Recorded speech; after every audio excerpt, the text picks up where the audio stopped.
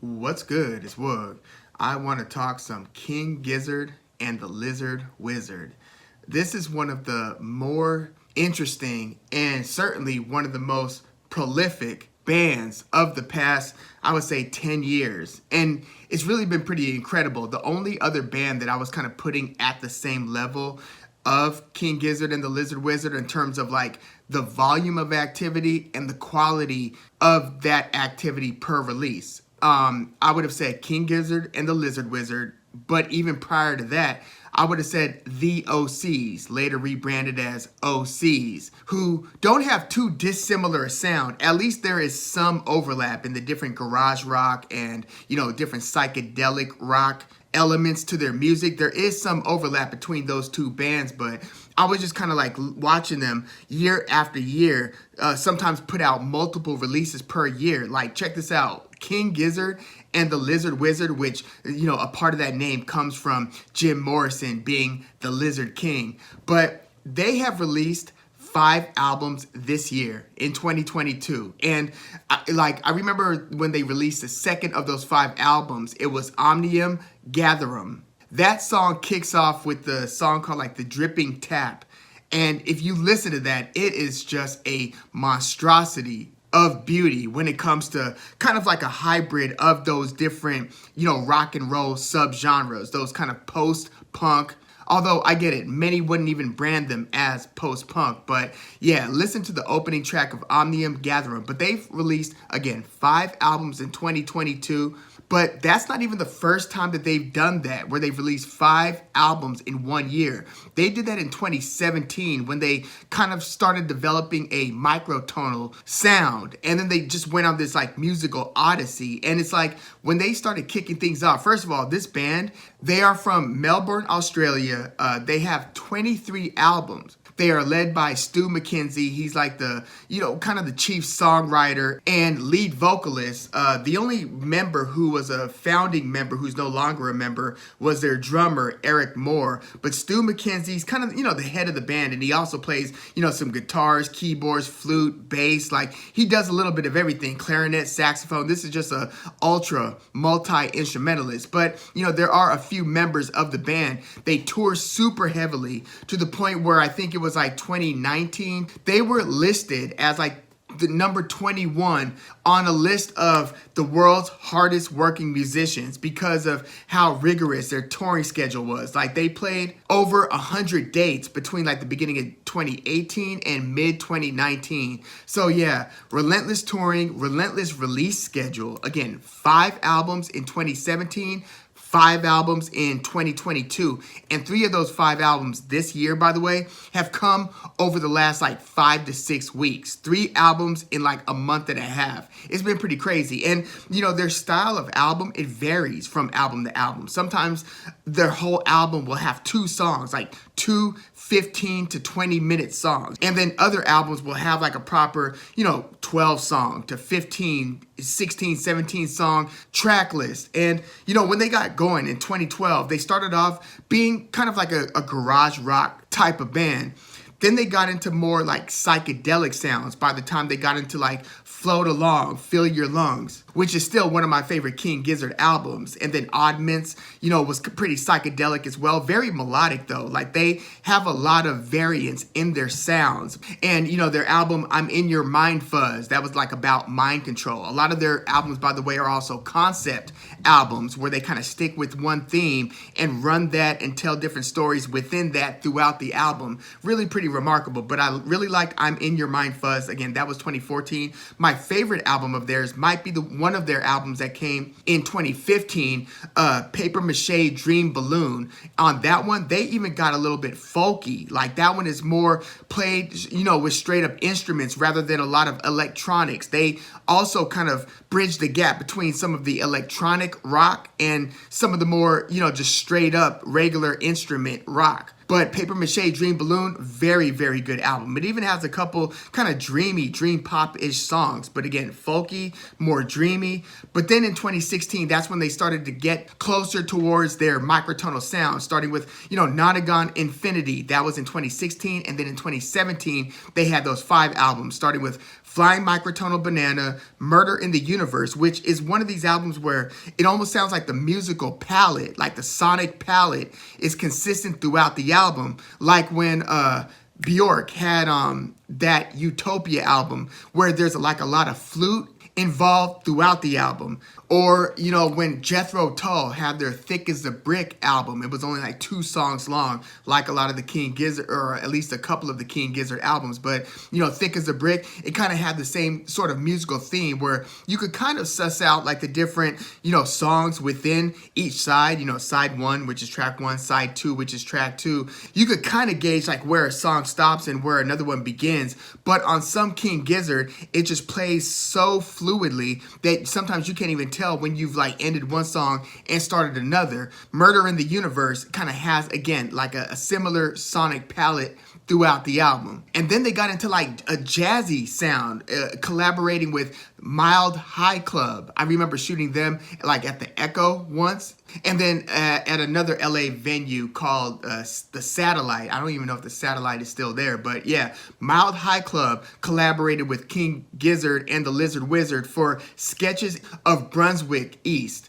And so that was their third 2017 album, and then they finished that 2017 run with Polygonda Wonderland and Gumboot Soup. So then after those 5 albums in 2017, they took the longest break of their career, basically from towards the end of 2017 to, I think April of 2019. So think about it. That is considered a long break by King Gizzard and the Lizard Wizard standards. Think about your favorite band. Think about how many albums they have. I mean, King Gizzard has 23 studio albums. They have 14 live albums, but 23 actual albums. And think about your favorite band and think about how big of breaks they take in between albums. Again, King Gizzard's longest break was basically a little bit longer than a year. And then they released 2 albums in 2019, Fishing for Fishes and Infest the Rat's Nest. On these, they got a little bit more environmental. Not in the environmental style of ambient music, but environmental conceptually, where they're talking more about climate and about the health of the world, of Earth, and so forth. So those were the 2 2019 albums. They had one 2020 album called KG, as in King Gizzard, KG. They had a 2021 album called LW, Lizard Wizard. So they had KG in 2020, LW in 2021, but they had one more album in 2021 called Butterfly 3000. This one has some very good songs as well. And then they got into this, this onslaught in 2022, which started with another 2-song album in Made in Timeland, and then Omnium Gatherum. That, again, has that opening song called The Dripping Tap. And then they had a song called like Ice Planets Death, or Death Planets Lung, Mushrooms, and Lava.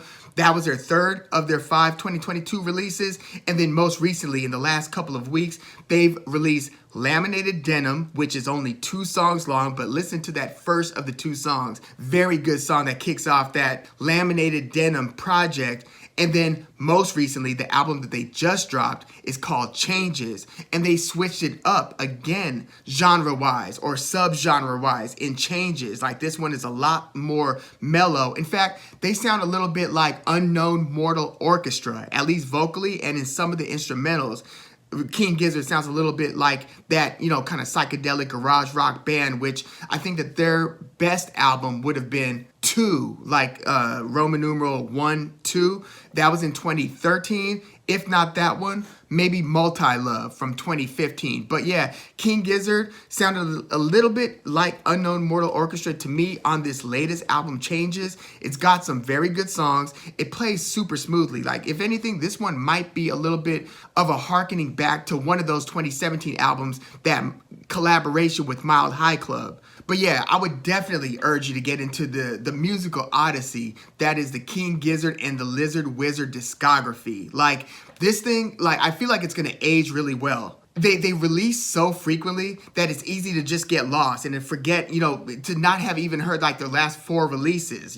Sometimes you could just, if you take like a year break from the band, 2-year break, you just miss like a whole, several album chapter of that band's run. But I think that as time continues, you'll have more time to look back and to see, their musical legacy, which, I mean, they obviously are showing no signs of slowing down, having released 5 albums this year. But I think that it's going to be one of those things where you could look back, and I think that over time, their profile and their reputation is going to grow more and more than it already has. Like, they're a mid-level big rock group. Like, they're not, 21 Pilots or anything like that, or anything close. They're not even Tame Impala. But like when Tame Impala just did Desert Days to perform their entire Lonerism album, which is my favorite Tame Impala album, I think King Gizzard and the Lizard Wizard might have been like the second or third biggest name on that flyer. So they're not big enough to be like on the top, or maybe not even on the second line of a Coachella bill, but maybe they would be on like maybe the second line now. Maybe they've grown to that level of prominence, but if not the second line, probably the third line down on the Coachella flyer. But yeah, I'm sure you've seen the name. I mean, the name is too odd and weird to have not just remembered it. Like, okay, that's weird. It's almost like the name is so weird, you're almost less likely to take the band's music seriously, and dive into the catalog. You would look at the name and think that it's just a gimmick, and there might not be a lot of skill or musical depth behind it. But no, this is one of the most versatile rock bands you will ever come across. Again, they run the gamut from the folk to the psych rock to the prog. I haven't even mentioned progressive rock. Prog rock might be the best way to describe the band because of how they kind of weave the different subgenres together. And it's sometimes very experimental. They're always just trying new things, again, both sonically and conceptually. So yeah, I would definitely urge you to get into this, King Gizzard and the Lizard Wizard band. And I would start at the beginning. At first I was starting, in the middle section where they were doing the Flying Microtonal Banana, Murder of the Universe, and so forth, because I was seeing these releases coming out so hot and heavy. I didn't listen to them right when they came out. So a couple years later, I'm like, maybe that's where I should start, because it seems like that's where they started to grow even more reputation-wise. But nah, I would actually say start at the beginning. Start with at least their first full album, 12 Bar Brews from 2012, and then just go album over album from that point forward. I swear you're not going to get bored with this band, because just when you think you've got them more or less figured out, they take another big turn, and then like the sound of their whole album changes instrumentally, even vocally. I feel like Stu McKenzie does different things to his voice. Sometimes he'll like record through like an iPhone or something. Sometimes they use very non-traditional recording methods for a lot of their albums. Just a very unique, one-of-a-kind type of band. And in terms of, again, how prolific they are, I was saying that the OCs looked like they were matching their output, but no, you can't still say that. As much as I love the OCs catalog, album for album, they just haven't been as consistent as King Gizzard. But I mean, that's a tall ask. Almost nobody has been this consistent. I've got to think about which artist. I would have to probably go to a different genre. Like if I were to go to rap, hip hop, the rapper Currency, he had a streak and a run. Look at his mixtape discography and album discography. The rapper Currency, I would say he's been about as busy as King Gizzard. And I mean, Buckethead, the guitarist, Buckethead. Like, I remember listening to Nottingham Lace. That's one of my favorite. I like his album Electric Tears. I like that Population Override guitar solo. Like, he's got a lot of Too Many Humans is another very good Buckethead guitar solo. But he was basically getting to a point where it looked like he was releasing like an album a week, where you're just scratching your head and laughing. Like, you're just thinking, okay, is he just showing up to the studio, plugging the guitar in, getting the effect pedals going, and then just playing whatever, and then just issuing that out as an album? I wasn't sure how Buckethead was doing it, but if you look at Buckethead's discography, yes, that is even more often than King Gizzard. But I can't say that album for album, the quality and the dexterity, variety is as high as King Gizzard. I mean, Buckethead definitely runs the gamut in terms of sound. He's got some like almost flamenco guitar sounding songs and albums. And then he's got other kind of shredders, heavy metal-ish types of guitar work. So he is versatile, but I'm just saying album over album.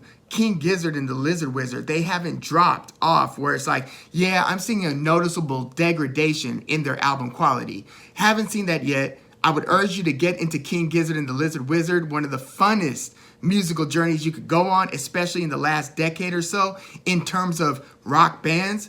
Please let me know if you have heard of them. If you have, what are your favorite King Gizzard albums? I'm thinking about doing a video where I just give my personal rankings of their albums. I mean, that would be a lot of fun. But yeah, let me know what your favorite King Gizzard albums are and what your favorite King Gizzard songs are. I'll probably do like a little, I'll probably have a little video scroll playing of me just kind of thumbing through the Spotify so you can at least see what my liked King Gizzard songs are, you know, because I could read them out to you, but that would just be a little bit tedious.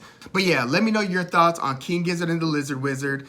And I often get that mixed up where I say Wizard Lizard sometimes instead of Lizard Wizard. But yeah, super unique band. Please let me know your thoughts in the comments. Like the video, subscribe to the channel if you love music like I do. I'm Woog. Thanks for tuning in.